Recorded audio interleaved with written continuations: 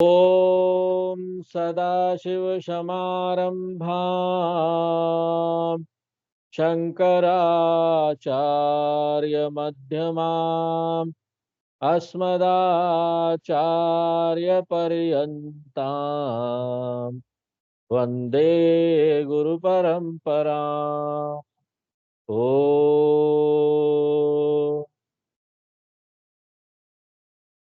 तो श्लोक नंबर 7 तक, 2 नंबर से लेकर 7 नंबर तक भगवान कृष्ण ने हमको दो विषय के बारे में बताया, क्षेत्रम और क्षेत्रज्ञ। और ये जो क्षेत्रम और क्षेत्रज्ञ है, ये और कुछ नहीं, अनात्मा और आत्मा ही है। क्षेत्रम यानी अनात्मा और क्षेत्रज्ञ यानी आत्मा। और इसके बारे में भगवान कृष्ण ने दूसरे अध्याय में हमको बहुत विस्तार से बताया है। और वहां पर भगवान कृष्ण ने इसी को नाम दिया देहा और देही। दूसरे अध्याय में, दूसरे अध्याय का 12 से लेकर 25 नंबर श्लोक जो है वो बहुत महत्वपूर्ण है। उसको हमको देखते रहना चाहिए बार बार। उसमें आत्मा अनात्मा के बारे में बड़े विस्तार से भगवान ने बताया। और यहाँ पर अंतर यही है कि अनात्मा या देह को क्षेत्रम बोला जा रहा है और आत्मा या देही को क्षेत्रज्ञ बोला जा रहा है। यही अंतर है। एक जो है वो भौतिक पदार्थ है, दूसरा जो है वो चेतन सत्ता है। तो ये दो विषय था। ये जो दो शब्द थे, इसके बारे में भगवान ने हमको विस्तार से बताया। 6 शब्दों का अर्थ अर्जुन ने पूछा था, उसमें से 2 शब्दों का अर्थ बताया। अब 8वें श्लोक से, जो पिछले क्लास में हम शुरू कर चुके थे, 8वें श्लोक से लेकर 12वें श्लोक तक 5 श्लोकों में भगवान कृष्ण हमको ज्ञानम के बारे में बताने जा रहे हैं। और इस संदर्भ में जैसा कि हमने आपको बताया था पिछले क्लास में, कि ये जो ज्ञानम शब्द है उसका बड़ा विलक्षण अर्थ यहाँ पर लिया गया है। नॉर्मल मीनिंग क्या होता है ज्ञानम का? नॉलेज, ज्ञान प्राप्त करना। चाहे दर्शन दर्शन का ज्ञान हो, आध्यात्मिक ज्ञान हो या लौकिक ज्ञान हो। लेकिन यहाँ पर इस शब्द का अर्थ, ये नॉर्मल मीनिंग नहीं लिया गया, बड़ा विलक्षण अर्थ लिया गया है। और वो क्या है? गुणों का समूह, मेंटल वर्च्यूज। जो हमारे अंदर आंतरिक गुण होने चाहिए, वो सारे गुण जो हमारे मन को फिट बनाते हैं आध्यात्मिक ज्ञान प्राप्त करने के लिए। तो स्पिरिचुअल नॉलेज फ्रेंडली वर्च्यूज, जो आध्यात्मिक ज्ञान को बढ़ावा दे, ऐसे गुण जिसके लिए, आध्यात्मिक ज्ञान के लिए ये सारे गुण बहुत जरूरी है। यहाँ पर ये जो मन के, ये जो आंतरिक गुण है, ये ज्ञान योग्यता है। अगर ये सारे गुण नहीं रहे तो मन जो है ना, वो ज्ञान योग के लिए तैयार नहीं है, अभी वो अयोग्य है। और अगर ऐसा मन जो अभी तैयार नहीं है, जो अभी अनफिट है आध्यात्मिक ज्ञान के लिए, और मान लीजिए गुरु उसमें आध्यात्मिक ज्ञान डाल भी दे उस मन में, तो वो जो अतैयार मन है, अनप्रिपेयर्ड माइंड जो है ना, वो ज्ञान को रेजिस्ट करेगा, वो लेना नहीं चाहेगा। और अगर ले भी लेना तो उसको आत्मसात नहीं कर पाएगा। और एक ऐसा व्यक्ति जिसने ज्ञान को आत्मसात नहीं किया है, उसके अंदर अभी ज्ञान चला तो गया लेकिन आत्मसात नहीं हुआ है, तो वो किस तरह से हो जाता है? जहर की तरफ से हो जाएगा। जिस तरह से अनपच खाना है, खाना चला तो गया लेकिन खाना अगर पचे ना, तो उसमें से हमको पोषक तत्व नहीं मिलेगा। खाना जब पच जाता है तभी पोषक तत्व मिलता है। अगर अनपच रह जाएगा तो वो क्या हो जाएगा? पॉइजन बन जाएगा, जहर बन जाएगा। इसलिए बोला जाता है अनाभ्यासे विषम शास्त्रम अजीर्णम भोजनम विषम। अजीर्णम शास्त्रम, वो उल्टा पड़ सकता है। अगर शास्त्र पचा नहीं, ज्ञान पचा नहीं, तो उल्टा पड़ जाएगा। इसलिए वेदांत के ज्ञान से ज्यादा फोकस हमको कहाँ करना चाहिए? ये सब जो जीवन के मूल्य है, जो आंतरिक गुण है, वो हमारे अंदर आए। और इसी को दूसरे शब्द में धर्म बोलते हैं। और हम क्यों बार बार बोलते हैं कि ये जो धर्म है वो स्टेपिंग स्टोन है, ये सीढ़ी है मोक्ष पुरुषार्थ के लिए। इसको अपने अंदर लाए बिना एक व्यक्ति आशा भी नहीं कर सकता है कि उसको ज्ञान प्राप्त होगा या मोक्ष प्राप्त होगा। इसलिए ये जो जीवन के मूल्य हैं, जो गुण है, ये एक्सट्रीमली इंपॉर्टेंट है, बहुत महत्वपूर्ण है। बहुत सारे जो ये गुण हैं वो गीता में हर जगह चित्रे हुए हैं, बहुत जगह भगवान ने बताए हैं। और बहुत सारे गुण जो है वो शास्त्रों में भी बताए गए हैं। एक महान आचार्य हैं भर्तहरि जी, उन्होंने नीति शतकम लिखा, 100 श्लोक इन गुणों के, आंतरिक गुणों के। और वहां पर उन्होंने बड़े विस्तार से इसको बताया। यहाँ पर तो कृष्ण भगवान सिर्फ जीवन के 20 मूल्य बताने वाले हैं, 20 गुण बताने वाले हैं आंतरिक।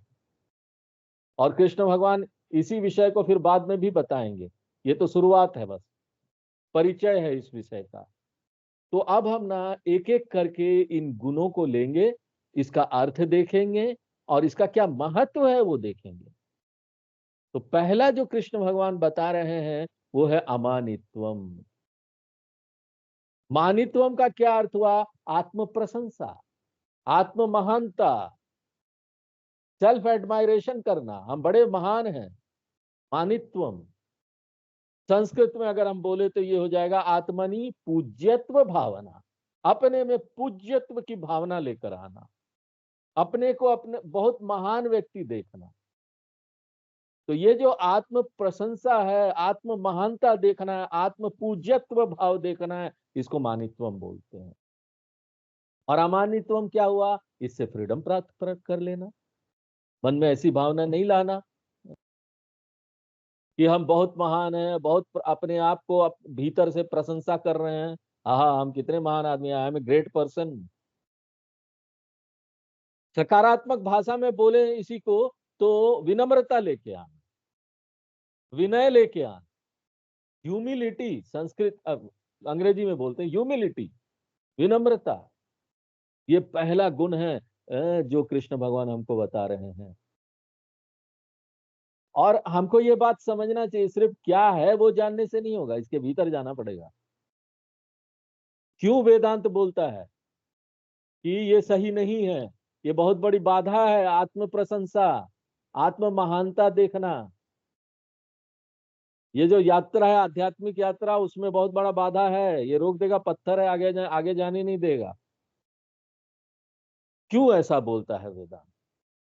देखिए, जीवन में जब हम कोई भी उपलब्धि करते हैं, किसी भी क्षेत्र में हो, शिक्षा के क्षेत्र में हो, अपने कार्य के क्षेत्र में हो, सामाजिक क्षेत्र में हो, हम कुछ चीजें यहाँ उपलब्ध कर लेते हैं, प्राकृतिक रूप से पूरा समाज मेरा गुणगान करेगा। क्यों? ये समाज का कर्तव्य होता है कि वो हमारी उपलब्धि को पहचाने। समाज हमारी उपलब्धि को पहचानता है, हमको रिवार्ड देता है, हमको अवार्ड देता है, पद्म भूषण मिल जाएगा, न्यूज़पेपर में आ जाएगा, पद्मश्री मिल जाएगा। एक राजा को ये करना पड़ता है, समाज को ये करना पड़ता है। जब भी हम कोई चीज यहाँ उपलब्धि करते हैं, नहीं, और ये परिवार से शुरू होता है। माँ बाप जो है वो छोटी छोटी चीजों के लिए ना बच्चे की प्रशंसा करते हैं बचपन से ही। और जब हम बचपन से ये सुनते हैं ना अपने कानों में अपनी आत्म प्रशंसा, और दूसरे भी हमारी यहाँ प्रशंसा कर रहे हैं, तो ना हम भी ना उसमें मिल जाते हैं और उसका आनंद लेने लगते हैं भीतर ही भीतर, समाज के साथ मिल गए हम उसका आनंद लेने लगते हैं। आत्म प्रशंसा का मन ही मन लड्डू फूटता है मन के अंदर, बड़ा मजा आता है।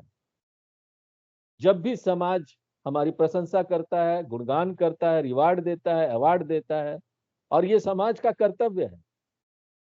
ये समाज को करना चाहिए, ये तो सही है, ठीक है, इसमें कोई गलत नहीं है।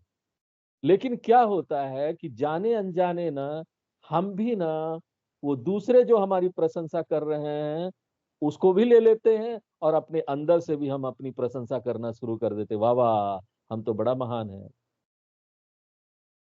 ये शुरुआत है आत्म प्रशंसा का, ये बीज डल जाता है यहाँ से। और इसकी समस्या क्या है?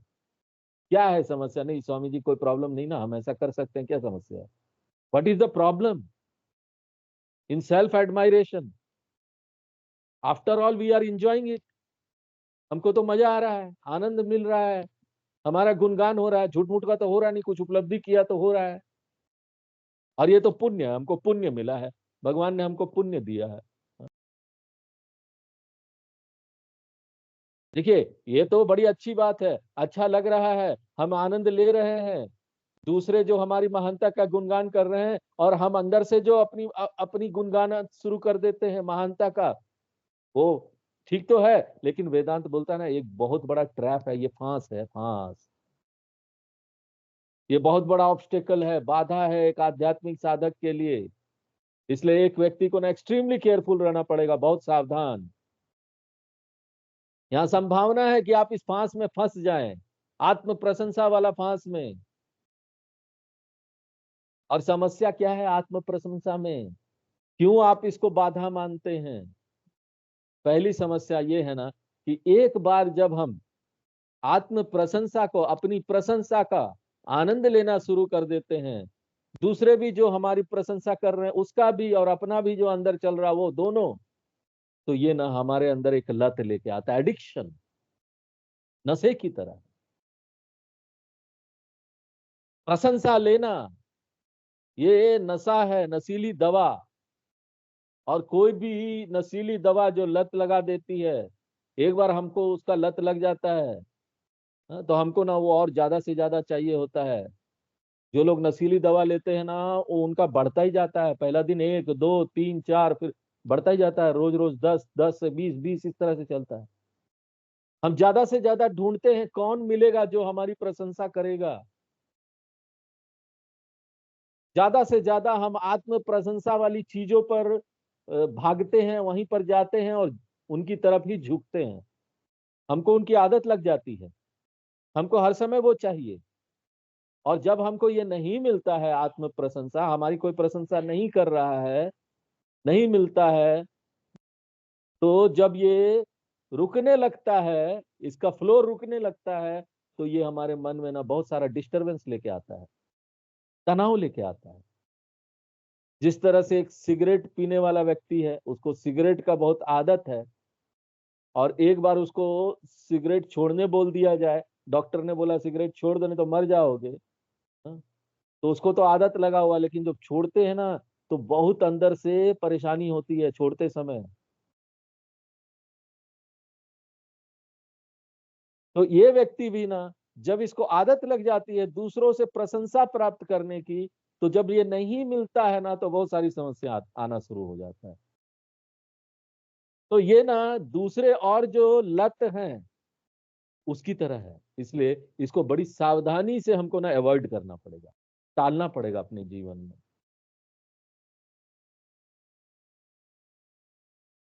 ये जो प्रशंसा का लत है इसको केयरफुली अवॉइड करना पड़ेगा।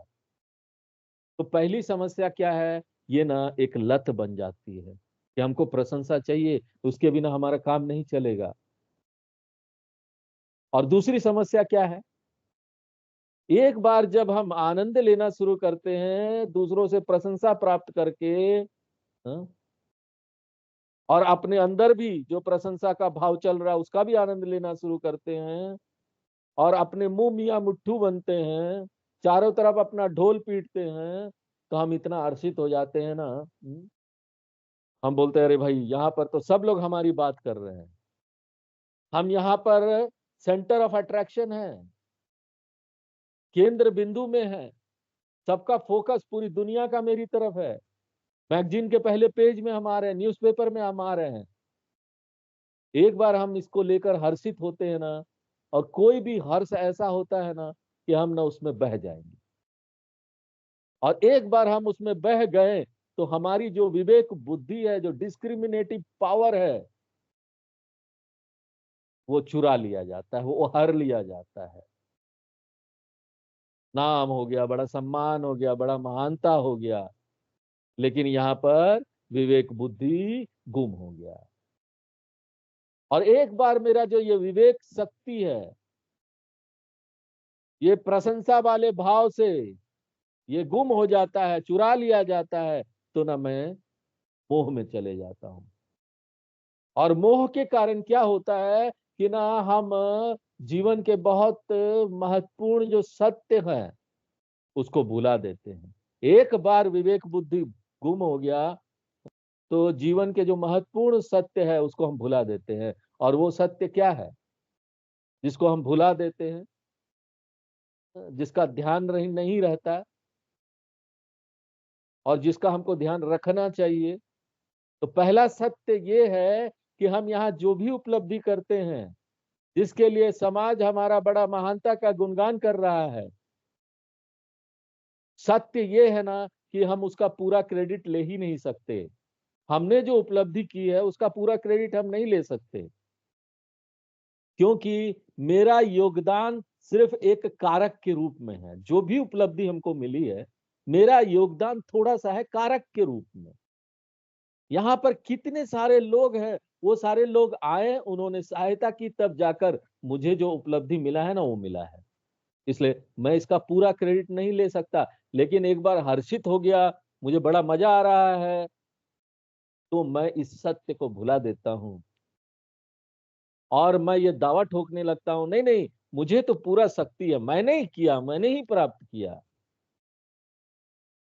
ये जो भुलानापन है ना, ये किसके कारण होता है? हर्षित होने के कारण, एक्साइटमेंट के कारण। हमको ये याद रखना चाहिए कि यहाँ पर जो भी नाम मान सम्मान आ रहा है, जो भी हमको मिल रहा है, उसमें ना 99% क्रेडिट गोज टू दूसरे और अदर फैक्टर से जो है उनको, मुझे नहीं, दूसरों को। शायद हम थोड़ा सा क्रेडिट ले सकते हैं, हाँ थोड़ा सा हमने किया है। ये पहला सत्य है ना जिसको हम भुला देते हैं, एक आत्म प्रशंसा वाला व्यक्ति जिसको भुला देता है। और दूसरा सत्य क्या है जो हम भुला देते हैं आत्म प्रशंसा में?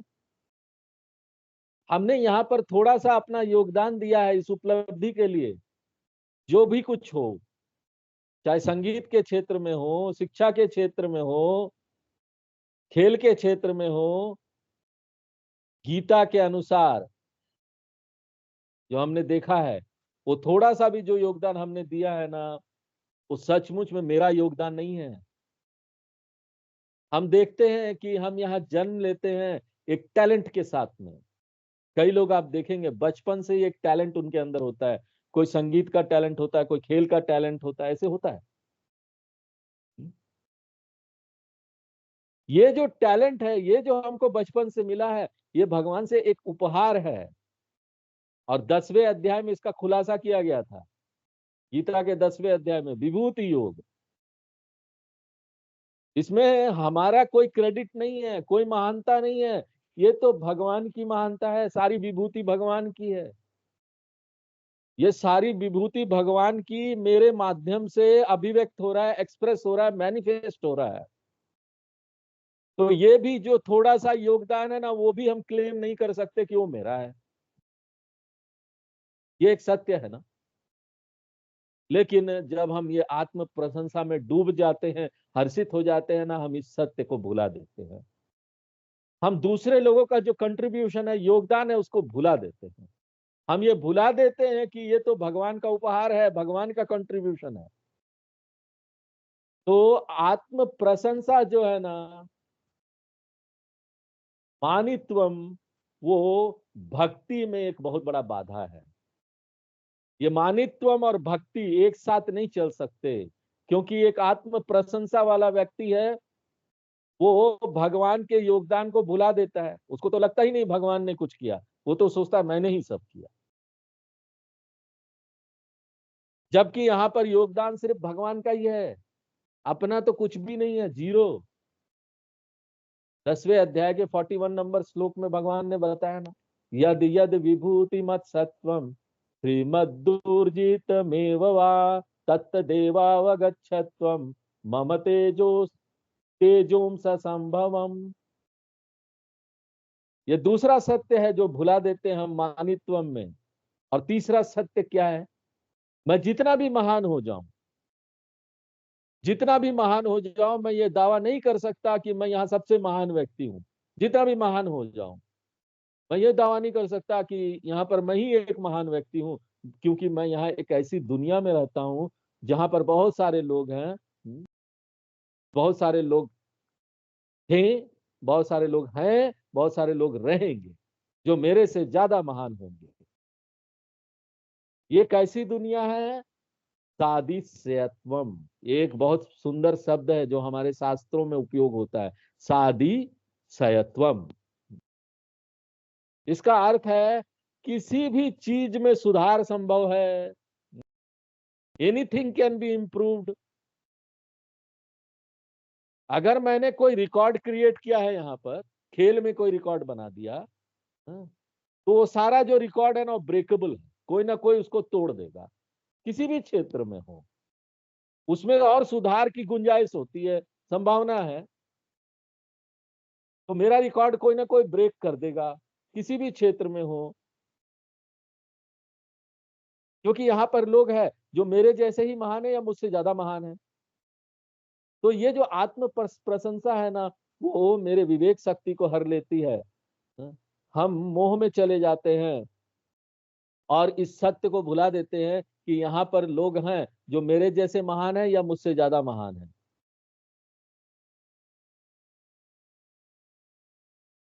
और क्योंकि हम इस सत्य को भुला देते हैं, भुला नहीं देते हैं, हमको ना मजा आता है इस सत्य को भुला देने में। हम जानते हैं फिर भी ना हम मानना नहीं चाहते, जान के भी। क्यों? क्योंकि मजा आ रहा है ना, मैं ही सबसे महान व्यक्ति हूं यहाँ पर। और क्योंकि इस सत्य को हम भुला देते हैं, हम क्या करते हैं, कुछ भी होना, दूसरा व्यक्ति कितना भी महान होना, हम उसकी प्रशंसा नहीं कर सकते। एक दूसरा व्यक्ति का प्रशंसा हम कभी नहीं कर सकते जो मुझसे महान है। हम इसको स्वीकार नहीं करते। एक मानित्वम वाला व्यक्ति दूसरे व्यक्ति की प्रशंसा नहीं कर सकता। क्यों? क्योंकि वो चाहता है ना, हर समय वो सेंटर ऑफ अट्रैक्शन बना रहे, पूरी दुनिया का फोकस उसके ऊपर रहे। सारी दिशाओं से जो भी प्रशंसा आए वो उसके लिए हो। वो नहीं चाहेगा कि कोई दूसरा व्यक्ति ना ये चुरा ले उससे। तो ऐसे लोगों को वो अवॉइड करता है, या फिर ऐसे लोगों की बातों को वो अवॉइड करता है, इस टॉपिक को वो अवॉइड करेगा। और इसके कारण से उसके अंदर जलन, क्रोध, ये सब आ जाता है। ये सब देखिए परिणाम है मानित्वम का। और जब ये जो मानित्वम है ना, वो बहुत अति हो जाता है, तीव्र हो जाता है, तो एक व्यक्ति ना दूसरे व्यक्ति को अपने रास्ते से हटा भी देता है। अब आप समझ जाइए रास्ते से हटाना का मतलब क्या है। क्योंकि मेरी श्रेष्ठता चली जा रही है, मेरी महानता पर आघात पहुंच रहा है। इसलिए जो व्यक्ति ये कर रहा है, उससे महान बनने का प्रयत्न कर रहा है, उसको अपने रास्ते से हटा दो हमेशा के लिए। ये क्रोध और जलन के कारण होता है। ये बिजनेस वर्ल्ड में बहुत होता है, लोग कर रहे हैं। तो ये मानित्वम का परिणाम है। और अगर हमको ये जानना है ना कि हमारे अंदर मानित्वम है कि नहीं है, ये बहुत आसान है। हमको प्रश्न पूछना चाहिए, क्या मैं बहुत आराम से दूसरों की महानता की प्रशंसा कर पाता हूं या नहीं पाता हूं? जितना ज्यादा मेरे अंदर महानता वाली बात होगी, मानित्वम वाली बात होगी, उतना मुझे कठिनता लगेगा दूसरों की प्रशंसा करने में, दूसरों की महानता का गुणगान करने में। विशेष रूप से अगर वो व्यक्ति मेरे ही क्षेत्र से जुड़ा हुआ है, कार्य क्षेत्र से, तो ना हम उसको कभी स्वीकार नहीं करेंगे। एक गांव में एक व्यक्ति था, वो शहनाई बजाता था मंदिर में। बड़ा सामान्य सा व्यक्ति था, आम व्यक्ति, लेकिन वो अपने आप को बड़ा बहुत बड़ा समझता था, तो क्योंकि उस गांव में शहनाई बजाने वाला और कोई नहीं था। गांव के मंदिर में शहनाई बजाता, उसका नाम श्यामाचरण था। श्यामाचरण बहुत बड़ा शहनाई वादक, वाह वाह वाह, सब लोग उसकी प्रशंसा करते। लेकिन बगल के ही एक गांव में दूसरा शहनाई वादक था, रामचंद्र। अब कोई एक दिन रास्ते में मिला और श्यामाचरण से किसी ने पूछा, अरे श्यामाचरण जी, वो बगल के गांव वाला शहनाई वादक रामचंद्र कैसा है? अरे अरे, वही वही जो सिर्फ हवा फूंकता रहता है। यानी सोचिए कि ना, हम बातों में भी किसी को स्वीकार नहीं कर पाते। क्यों? हम जानते हैं हम सबसे बड़े हैं। हमने इस बात को स्वीकार कर लिया है, हम भूल गए हैं कि यहाँ पर और लोग भी हैं। दूसरों की प्रशंसा हम नहीं कर पा रहे हैं। और एक बार जब ये बात आ जाती है ना, तो ये जो भक्ति वाला जो दरवाजा है ना, वो हमारे लिए कभी नहीं खुलेगा। और बिना भक्ति के ज्ञान कभी संभव नहीं है। इसलिए शास्त्र बोलते हैं, पहला जो गुण हमारे अंदर आना चाहिए वो है अमानित्वम का। और अगर इसको पॉजिटिवली देखेंगे तो इसका अर्थ हुआ विनम्रता, ह्यूमिलिटी, विनय आना चाहिए हमारे अंदर। हमारे उपनिषदों में, पुराणों में हमको कहानियां कहानियां मिलेगी, जहां लोगों को ये घमंड हो जाता है, मानित्वम हो जाता है। अभी हम लोग केनोपनिषद देख रहे हैं, कल ही हमने देखा वो कहानी जिसमें देवताओं को अहंकार हो जाता है। और अभी आगे आएंगे भगवान यक्ष बनकर और देवताओं के अहंकार को तोड़ देंगे। अगर यहाँ पर अहंकार आ जाता है ना, तो यहाँ पर कई ऐसी परिस्थिति भी आने वाली है, अहंकार तोड़ू परिस्थिति, जो हमारे अहंकार को तोड़ देगी। हर एक जो अहंकार व्यक्ति है ना, उसको ऐसे झटके मिलने वाले हैं जीवन में, ताकि वो विनम्र हो जाए। ऐसा जीवन में लेसन मिलने वाला है, झटका मिलने वाला है, शिक्षा मिलने वाला है। आप देखेंगे ना, हमारे आचार्य लोग हैं, इतने अलग अलग क्षेत्रों में उन्होंने अलग अलग ग्रंथ लिखे हैं। वो सारे लोग जो है ना, वो विनम्रता की मूर्ति हैं। वे सारे अलग अलग क्षेत्र में महान हैं, लेकिन विनम्रता की मूर्ति हैं। कालिदास जी, महाकवि, संस्कृत के महाकवि कालिदास, उनके ग्रंथों को आप पढ़ेंगे, उन्होंने लिखा है। देखो, वो संस्कृत के महान पंडित, उन्होंने संस्कृत के कई कविता लिखे हैं, कई नाटक लिखा।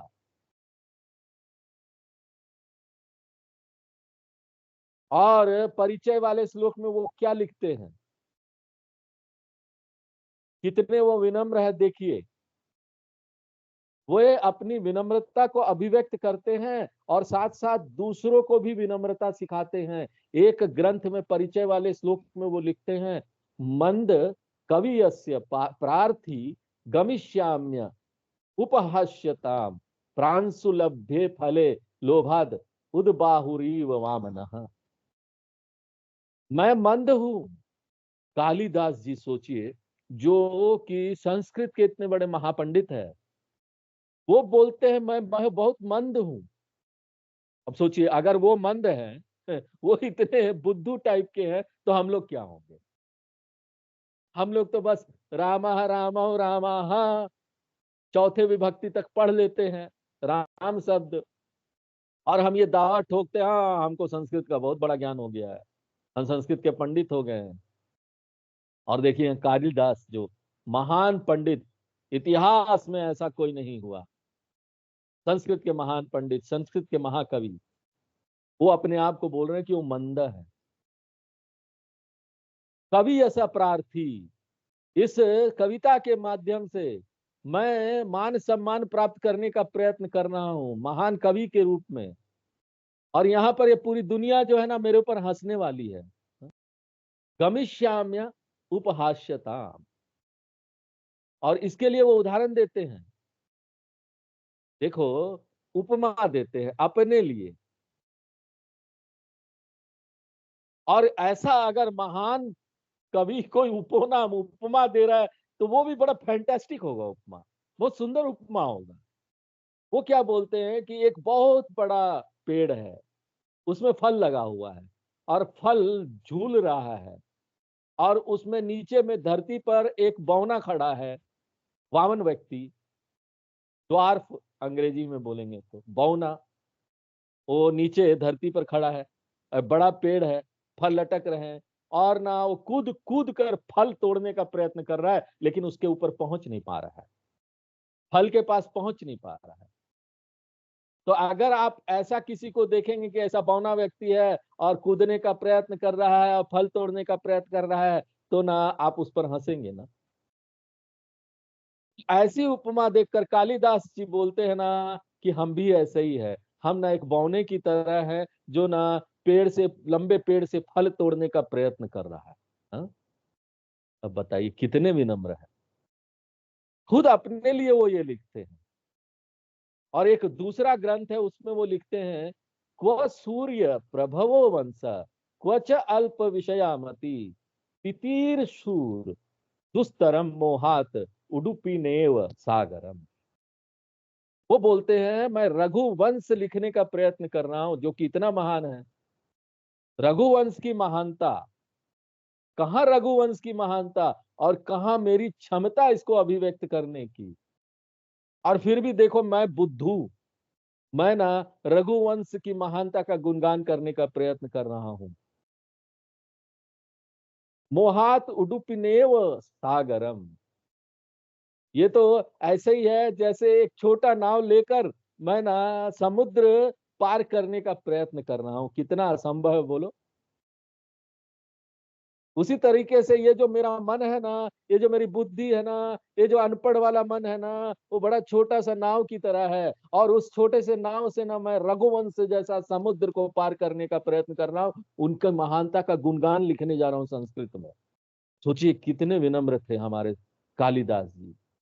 और एक दूसरा ग्रंथ लिखते हैं, उसमें वो लिखते हैं, अपरितोषाद विदुषाम न साधु मन्ये प्रयोग विज्ञानम बलवदपि शिक्षिता नाम आत्मनि अप्रत्ययम चेतः। मैंने यहाँ कुछ संस्कृत सीखा है। अब देखिए कालिदास ऐसा बोले कि मैंने यहाँ कुछ संस्कृत सीखा है, आप सोचिए। मेरे ख्याल से ये जो उन्होंने महान ग्रंथ शाकुंतलम लिखा था उसके परिचय में ये आता है। वो बोलते हैं कि मैं यहाँ कुछ लिखने का प्रयत्न कर रहा हूँ, लेकिन मैं कॉन्फिडेंट नहीं हूँ कि मेरा जो ये लिखावट, ये जो लिखने में जा रहा हूँ, ये जो लेखनी है वो ठीक ठाक है कि नहीं। इसलिए मैं क्या कर रहा हूँ, मेरी जितनी भी ये लेखनी है ना, वो महान संस्कृत के पंडितों को समर्पण कर रहा हूँ, उनको दे रहा हूँ। और मैं वेट करूंगा, मैं रुकूंगा कि वो लोग ना इसको अच्छा बोल दे। जब तक वो लोग इसको ठीक नहीं बोलेंगे ना, तब तक मैं यही मानूंगा कि भाई अभी मैंने कुछ भी नहीं लिखा, मैं तो कुछ जानता ही नहीं हूँ। मैं थोड़ा सा बस संस्कृत जानता हूँ, बस उससे ज्यादा नहीं। संस्कृत के महान कवि, इतिहास में इतने बड़े कवि हुए, वो बोल रहे हैं मैं बस थोड़ा सा संस्कृत जानता हूँ। ये कालिदास है। उसी तरह हमारे दूसरे आचार्य लोग हैं, शंकराचार्य जी, सुरेश्वराचार्य जी, उसी तरह से मधुसूदन सरस्वती जी है। ये लोग इतने बड़े महान हस्तियां हैं। और वो क्या बोलते हैं, वो कभी भी नहीं बोलते हमको पूरा शास्त्र आता है। वो बोलते हैं अरे भाई हमने थोड़ा सा शास्त्र पढ़ा है, बस बस उसी से हम आपको बता रहे हैं। लिटिल बिट, हाँ, little bit of shastra we have read, we have understood. तो सोचिए कि एक छोटा सा गुण है, अमानित्वम, ह्यूमिलिटी, विनम्रता, कितना महत्व हमारे ग्रंथों में इसको दिया गया है। कितना महत्व हमारे आचार्य लोग इसको देते। और एक स्तोत्रम लिखते हैं शंकराचार्य जी, सतपति स्तोत्रम। उसमें शुरू ही वो करते हैं, अविनयम अपनय विष्णु। हे विष्णु भगवान, मेरे में अगर कोई भी अविनय है ना, विनय नहीं है, अविनम्रता है, मानित्वम है ना, तो उसको दूर कर दीजिएगा। सबसे पहला श्लोक है। तो विनम्रता ना सभी क्षेत्र में चाहिए, और विशेष रूप से एक वेदांतिक साधक को तो चाहिए ही चाहिए, अनिवार्य है, क्योंकि बिना विनम्रता के भक्ति आ ही नहीं सकती, और बिना भक्ति के ज्ञान आ ही नहीं सकता। तो इसलिए देखिए, इतने राक्षस लोग हैं ना, वो कभी भी नहीं बोलेंगे ओम नमो नारायणाय। हाँ? वो क्या बोलेंगे? ओम हिरण्यकश्यपु नमः। भक्ति और मानित्वम ये दोनों ना एक साथ नहीं चल सकते। इसलिए पहली प्रार्थना क्या होनी चाहिए भगवान से? हे भगवान, मुझे ना अमानित्वम दीजिए, मुझे विनम्रता दीजिए, मेरे अंदर विनय आए। तो ये था विनय के बारे में, अमानित्वम।